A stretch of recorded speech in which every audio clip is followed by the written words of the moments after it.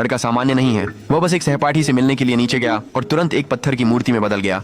हाथ हिलाते ही सहपाठी गायब हो गया और दूसरे कमरे में फिर से प्रकट हो गया। ऐसा इसलिए हुआ क्योंकि लड़के को एक विशेष शक्ति मिल गई थी। जो कोई भी उसकी आंखों में सीधे देखता वह एक विशाल पत्थर की मूर्ति में बदल जाता। इससे बचने के लिए उसने अपनी आंखें हाथों से ढकना शुरू कर दिया। हालांकि एक सहपाठी पूरी बात पर संदेह करते हुए इसका परीक्षण करने का निर्णय लिया और अंत में पत्थर में बदल गया और तुरंत गायब हो गया। इससे छात्रों में भ्रम फैल गया जब मूर्तियां कमरे में प्रकट होने लगीं। लेकिन इससे यह नहीं हुआ कि वहां रुक जाओ। जो भी लड़के की आंखों में आंख मिलाता था वह भी पत्थर में बदल जाता था जब तक कि कमरा मूर्तियों से भर नहीं गया। दो शिक्षक जो गलियारे में गुजर रहे थे उन्होंने अंदर देखा और बिना हिचकिचाहट कमरे में चले गए और वे भी पत्थर में बदल गए। इससे लड़के को एहसास हुआ कि वह ऐसे और नहीं चल सकता। वह स्टोरेज रूम की ओर भागा और दरवाजा बंद कर दिया, सोचते हुए कि वह अब सुरक्षित है। लेकिन वह लड़की जिसे वह पसंद करता था वहाँ थी और उसने उसे अपनी आंखें ढकते लगा कि वह सिर्फ शर्मीला हो रहा था। उसे वह समय याद आया जब उसने उसे प्रभावित करने की कोशिश की थी लेकिन अपनी ताकत से पूरी इमारत गिरा दी। ये देखकर वह डर गई और उसने दरवाजा खोला और बाहर चली गई, लड़के को दिल टूटने के लिए छोड़कर। और आप ये कहानी सुनकर क्या आप ऐसी ताकत रखने से डरेंगे?